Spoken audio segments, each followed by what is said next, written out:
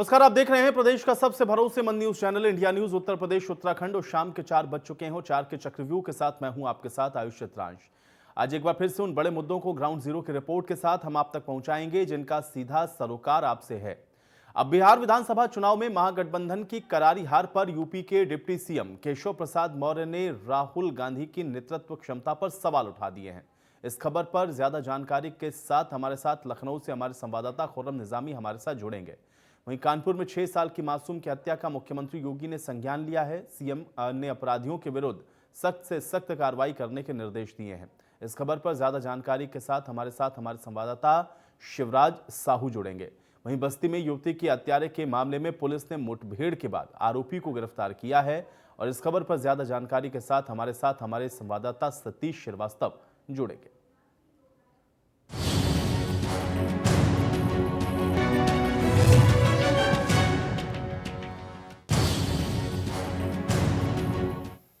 तो बिहार विधानसभा चुनाव में महागठबंधन की करारी हार पर राजद के नेता शिवानंद तिवारी के बयान पर डिप्टी सीएम केशव प्रसाद मौर्य ने कांग्रेस पर निशाना साधा है।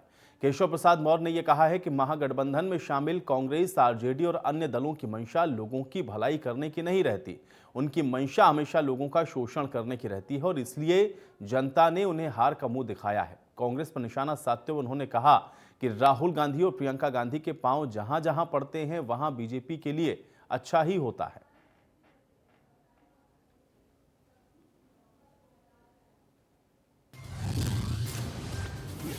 देखिए, मैं यह मानता हूं कि कांग्रेस हो चाहे राष्ट्रीय जनता दल और चाहे महागठबंधन में जो भी शामिल दल रहे हों, उन लोगों की मंशा लोगों की भलाई करने का नहीं रहता है।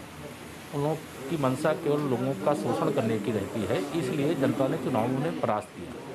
जहाँ तक कांग्रेस और ये राष्ट्रीय जनता दल के बीच का ये जो विवाद है, तो हम तो यह सदा से मानते हैं कि श्री राहुल गांधी जी और श्रीमती प्रियंका वाड्रा जी का पांव जहाँ पड़ेगा वहाँ भाजपा के लिए सब अच्छा हो जाता है। हम तो चाहते हैं दौरा करें। उन लोगों ने कह रहे हैं दौरा नहीं किए। अगर दौरा राहुल गांधी जी करते तो हमारी सीटें और बढ़ती। और कांग्रेस ने भी, राहुल प्रियंका ने भी हमला बोला है, उनका बीजेपी की भाषा बोल रहे हैं। देखिए, जो कांग्रेस और रजत की लड़ाई है उससे बीजेपी का कोई लेना देना नहीं है। लेकिन भाजपा के वहाँ और एनडीए की मतलब भाजपा जनता दल यू और हमारे जो गठबंधन के साथी हैं, आज शपथ होने जा रही है और बिहार के उज्जवल भविष्य के लिए काम शुरू होने जा रहा है। ये लोग लड़ते रहेंगे, हम लोग बढ़ते रहेंगे।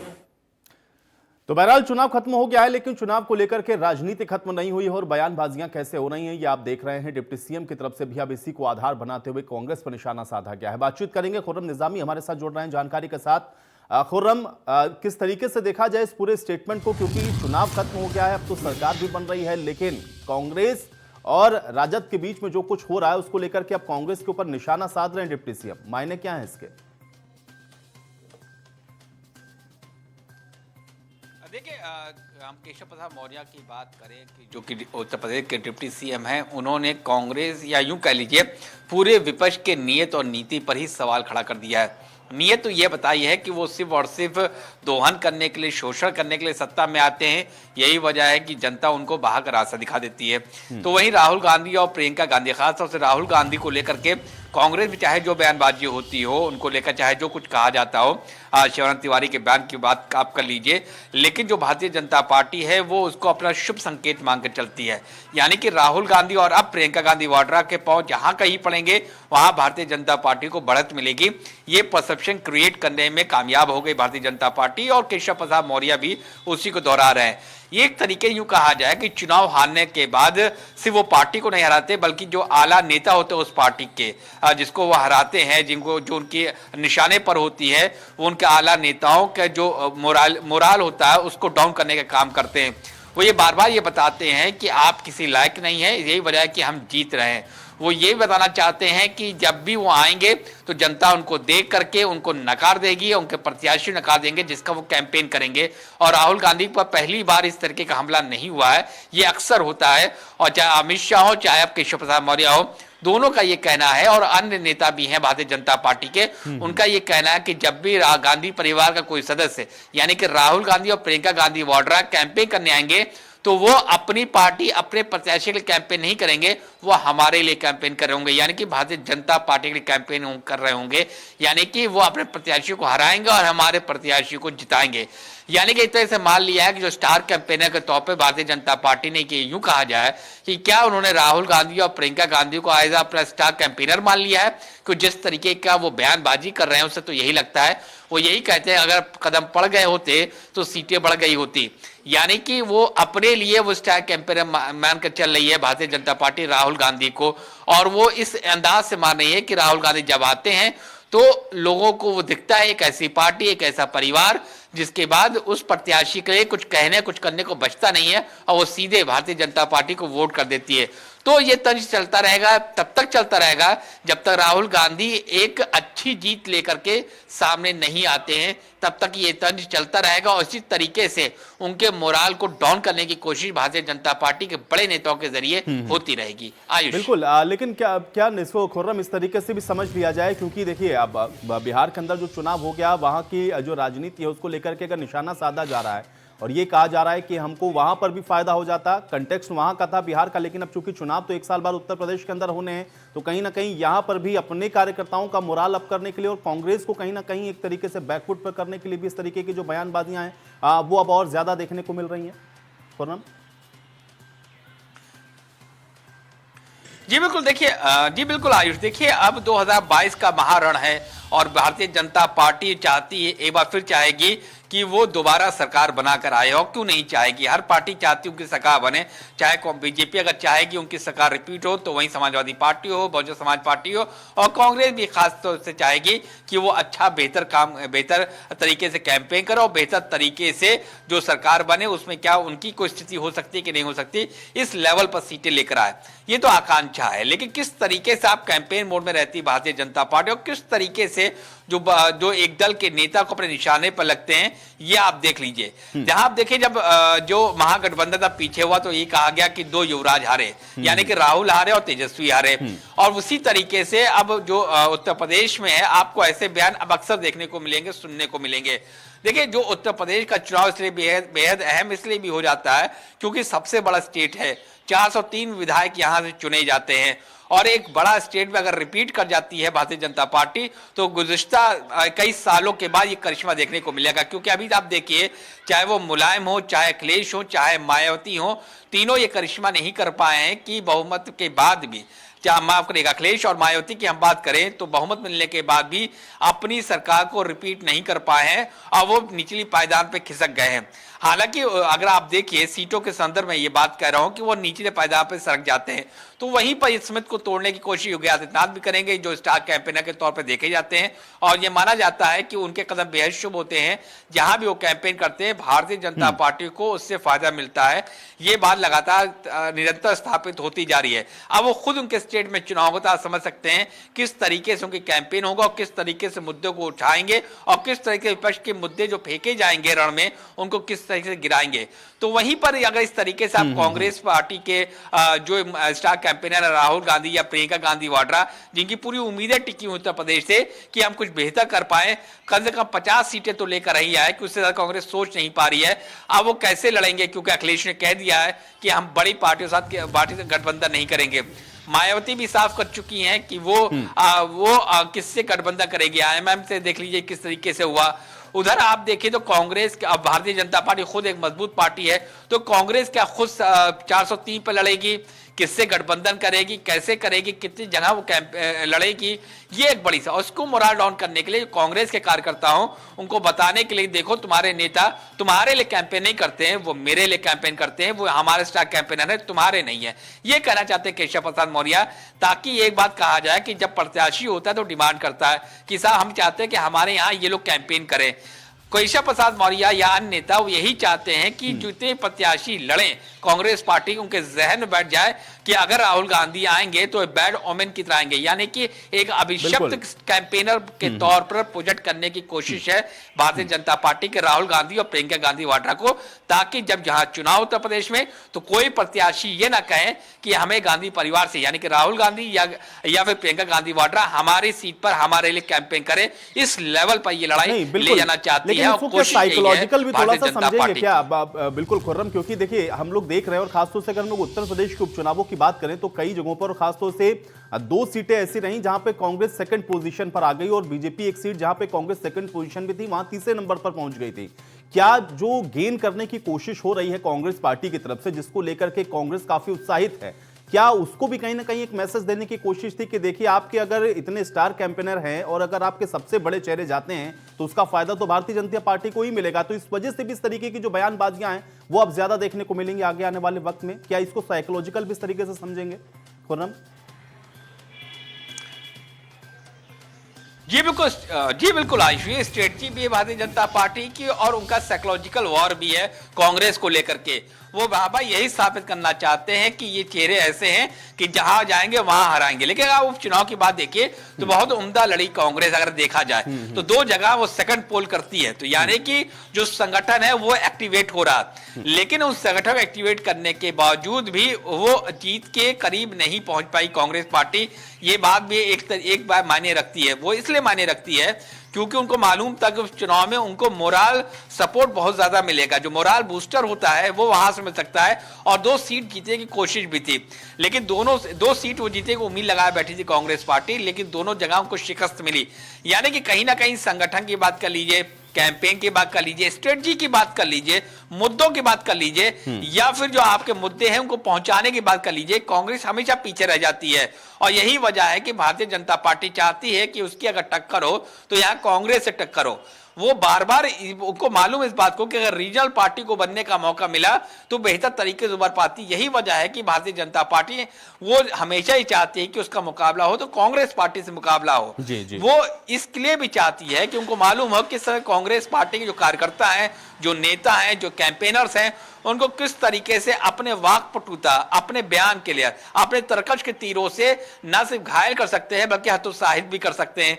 और साइकोलॉजिकल वॉर इसलिए भी जरूरी हो जाती है क्योंकि अगर आप बड़े चुनाव में उतर रहे हैं तो जाहिर सी बात है साम दाम दंड भेद सब तरीके से जीतना चाहेगी भारतीय जनता पार्टी।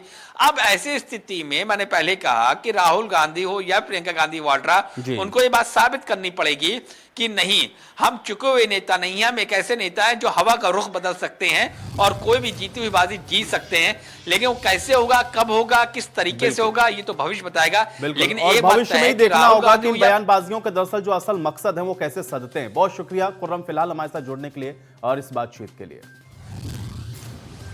और अब दूसरी खबर का रुख करेंगे। कानपुर के घाटमपुर के भद्रस में हुई बच्ची की निर्मम हत्या पर सीएम योगी आदित्यनाथ ने शोक जताया और सीएम ने पीड़ित परिवार को 5 लाख रुपए की आर्थिक मदद का ऐलान किया है। एसडीएम नवल और घाटमपुर पीड़ित परिवार को चेक देने के लिए पहुंचे। साथ ही सीएम योगी ने इस मामले को फास्ट ट्रैक कोर्ट में चलाने के निर्देश दिए हैं। पुलिस को निर्देश ये भी दिया गया है कि वो जल्द से जल्द आरोपियों को सजा दिलाए। वहीं बच्ची की हत्या पर पुलिस के खुलासे पर ही अब सवाल उठ रहे हैं। पुलिस ने जो खुलासा किया है उसमें बच्ची के ऑर्गन्स का जिक्र नहीं है। बच्ची की नानी का कहना है कि अमावस्या पर बच्ची की बलि दी गई है और पुलिस का पूरे मामले पर जवाब गोलमोल है। ऐसे में अब सीएम के निर्देश पर जांच कितनी सही होगी, ये अपने आप में एक बड़ा सवाल है। तो कानपुर के घाटमपुर में बच्ची की निर्मम हत्या का यह मामला है। सीएम योगी ने आपको बता दें कि इस घटना पर दुख भी जताया है और पीड़ित परिवार को 5 लाख की जो आर्थिक मदद है उसका ऐलान भी किया गया है। लेकिन पुलिस की जो जांच है उसको लेकर के भी सवाल हैं, क्योंकि बच्ची की नानी ये कह रही है कि अमावस्या के दिन हत्या बच्ची की गई है और इसको तंत्र मंत्र से भी जोड़कर देखा जा रहा है और पुलिस की जो अपनी थ्योरी है उसको लेकर के सवाल हैं। और अब इस पर बातचीत करेंगे। शिवराज साहू हमारे साथ जुड़ रहे हैं जानकारी के साथ। शिवराज, सबसे पहले तो ये बताएं कि इस पूरे घटनाक्रम में सिलसिलेवार ढंग से अब तक क्या क्या हुआ है, पुलिस की कार्रवाई कहां तक पहुंची है, जो पीड़ित पक्ष है वो क्या कह रहा है और मुख्यमंत्री ने जिन मदद का ऐलान किया है उसको लेकर के परिजनों का क्या कुछ कहना है। अपडेट करें सभी विषयों को।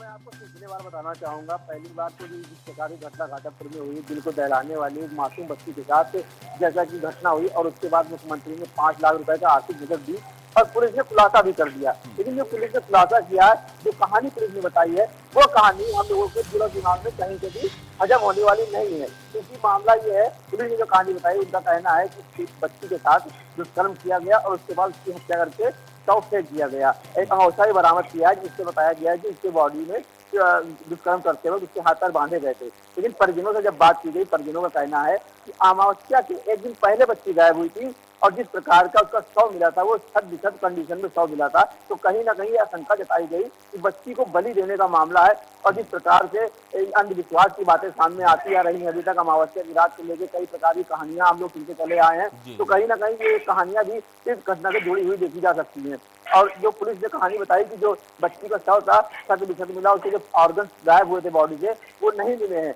मीडिया के सवालों पर पुलिस ने बताया कि इसको जो उसके बच्ची के बॉडी के शव के ऑर्गन से वो जानवर खा गए। तो ये बात बिल्कुल से हजम होने वाली नहीं है और कहीं ना कहीं इस घटनाक्रम से पुलिस ने जो खुलासा किया है इससे एक बड़ा प्रश्न भी लगाया जाता है।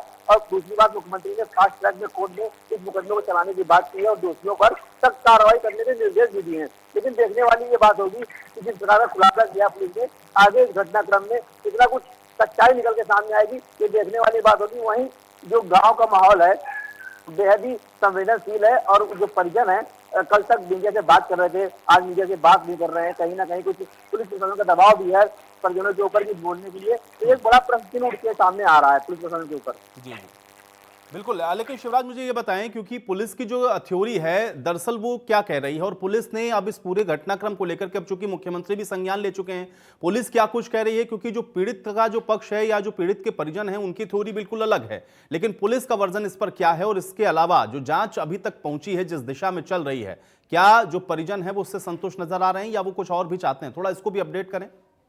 बिल्कुल, आपको बता दूं, पुलिस की थ्योरी की बात की जाए तो पुलिस के अनुसार 2 अभियुक्तों को गिरफ्तार किया गया है और उनके अनुसार भी बच्ची के साथ दुष्कर्म किया गया था और अंगूठा बरामद कर अंगूठे से बच्ची के हाथ पैर बांधे गए थे। लेकिन अभी भी जो बच्ची के ऑर्गन थे, बॉडी के पार्ट थे जो गायब हुए हैं, वो बरामद करने में पुलिस असमर्थ रही है। और मीडिया के जो सवाल रहे हैं उनसे भी कहीं ना कहीं बच्चे नजर आए हैं। एसपी साउथ की बात, एसपी जो एसपी बच्चों जो एसपी ग्रामीण है ब्रिजेश जी, उनसे भी लगातार कांटेक्ट किया गया, लेकिन वो भी सवालों से बच्चे नजर आए। कल रात भी बात की गई तो उन्होंने कहा मैं इसके सुबह जानकारी दूंगा, सुबह से दोपहर, दोपहर शाम हो चुकी है। क्योंकि अभी तक कोई भी अधिकारी सही से मुंह खोलने को तैयार नहीं। जो भी खुलासे किए गए हैं वो भी पूरी तरह से संतुष्ट नहीं है, ना ही मीडिया कमी को संतुष्ट है और ना ही परिजन संतुष्ट है। परिजनों की बात की जाए तो जो मासूम की बच्ची है उसकी नानी ने बच्ची को लगाया कि बच्ची के साथ ऐसी घटना हुई, घिनौनी घटना, और उसके बाद अमावस्या के दिन पहले गायब हुई और अमावस्या की रात के अगले दिन उसकी बॉडी मिलती है और बॉडी के पार्ट गायब होते हैं। तो कहीं ना कहीं एक बलि की आशंका जताई है बच्ची की नानी ने। जी बिल्कुल। लेकिन शिवराज ये भी बताएं, क्योंकि पुलिस की जो रिपोर्ट आ रही है या पुलिस ने जो रिपोर्ट लिखी है,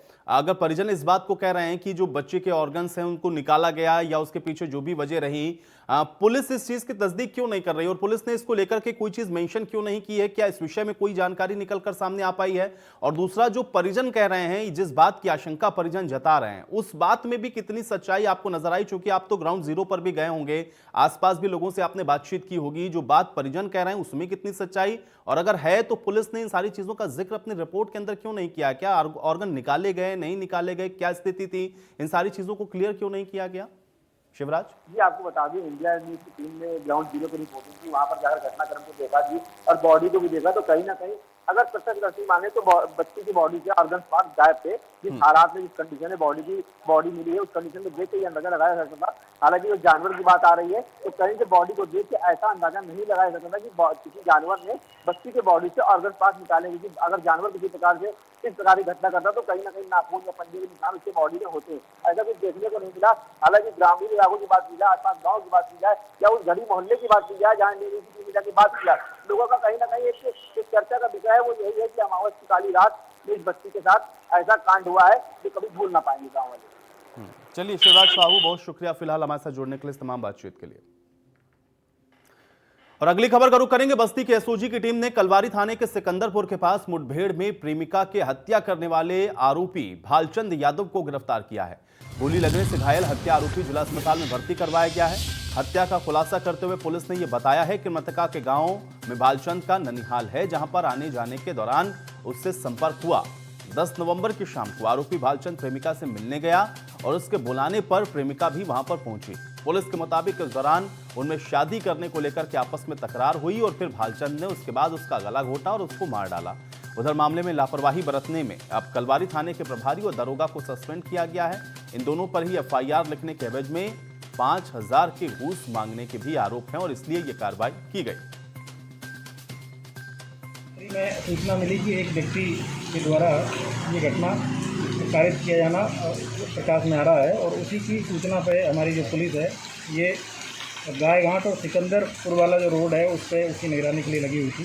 रात्रि में करीब सुबह अर्ली मॉर्निंग 5:45 पर एक व्यक्ति आते हुए दिखाई दिए और जब उनको पूछताछ के लिए रोका गया तो उन्होंने रोकने के बजाय पुलिस पे फायर करते हुए भागने का प्रयास किया, जिसमें हमारी टीम के द्वारा उनके ऊपर फायरिंग की गई, जिसमें उनके पैर में गोली लगी।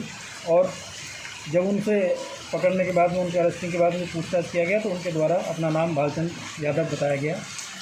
और गहराई से जब पूछताछ की गई तो ये प्रकाश में आया है कि ये व्यक्ति पास के ही तिगरा गांव है, वहाँ का रहने वाला है और उसके मामा का जो घर है वो मृतका के गांव में ही है।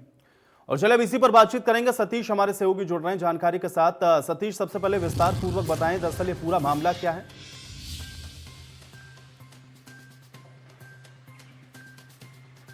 ये देखिए, ये मामला बस्ती के कलवारी थाना क्षेत्र के कैथवलिया गांव का है और यहाँ पर एक दलित लड़की थी। इसका एक पास के ही गांव के भालचंद्र नाम के एक युवक से प्रेम प्रसंग चल रहा था और 10 तारीख को जो मृतक युवती है वो अपने घर से निकली थी और उसके बाद से वो लापता हो गई थी। उसका मोबाइल भी नहीं लग रहा था। उसके बाद दूसरे दिन परिजनों ने स्थानीय थाने पे जाके, कलवारी थाने पे इसकी शिकायत जो वहाँ पर थानेदार थे उनको दर्ज कराई, लेकिन उन्होंने शिकायत लिखने के एवज में 5,000 रुपये की डिमांड की। तो इस पूरे मामले में हीला हवाली की गई और 5 दिन के बाद 15 तारीख को कल जब इस दलित युवती की गांव में ही पास में जो पुआल था उसके नीचे शव जब बरामद हुआ तो फिर पूरा मामला खुल के सामने आया और मौके पे कप्तान भी पहुंचे। उन्होंने बारीकी से एक एक सबूत जुटाया और पूरे मामले पे गहनता से छानबीन की। तो ये बात सामने आई कि 10 तारीख को जब युवती गायब हुई तो पुलिस ने तत्काल खोजबीन और कार्रवाई या मुकदमा दर्ज करने के बजाय रिश्वत की डिमांड की थी। तो एक लापरवाही पुलिस की यहाँ पर देखने को मिली, जिस पर तत्काल कप्तान ने कार्रवाई की। इसके बाद पुलिस के सामने, बस्ती पुलिस के सामने चुनौती थी कि कैसे इस पूरे मामले का खुलासा किया जाए, क्योंकि जिस हालत में इस युवती की लाश मिली थी उससे साफ आशंका जाहिर की जा रही थी कि युवती के साथ किसी न किसी प्रकार की अनहोनी की गई है, क्योंकि नग्न हालत में किशोरी की लाश बरामद की गई थी। तो फिर इस पहलू पे जो थ्योरी थी उस पे कप्तान ने काम करना शुरू किया और एक एक सबूत जुटाए और जो मृतक युवती है उसके मोबाइल की कॉल डिटेल निकाली, लास्ट बार किससे बात हुई थी। तो सारे सबूत जुटाने के बाद लगभग 24 घंटे बीतने ही वाले थे कि इससे पहले जो हत्यारोपी आरोपी है भालचंद यादव, उसको एक एनकाउंटर के दौरान आज सुबह गिरफ्तार कर लिया गया। लेकिन ये पूरी घटना अगर देखा जाए तो स्थानीय जो पुलिस है उसकी लापरवाही का नतीजा है। अगर समय रहते पुलिस 10 तारीख को मृतक युवती के परिजनों की शिकायत पे कार्रवाई करना शुरू कर दी होती तो शायद 5 दिन का वक्त ना बीतता या फिर तत्काल इस पूरे मामले पे कार्रवाई हो जाती। और जो ये घटना आज सामने आई और पुलिस के दामन पे जो दाग लगा है वो शायद ना लग पाता। जी चलिए, बहुत शुक्रिया सतीश श्रीवास्तव फिलहाल इस बातचीत और जानकारी के लिए। और चलिए इसी के साथ 4 के चक्रव्यूह में मेरे साथ फिलहाल इतना ही।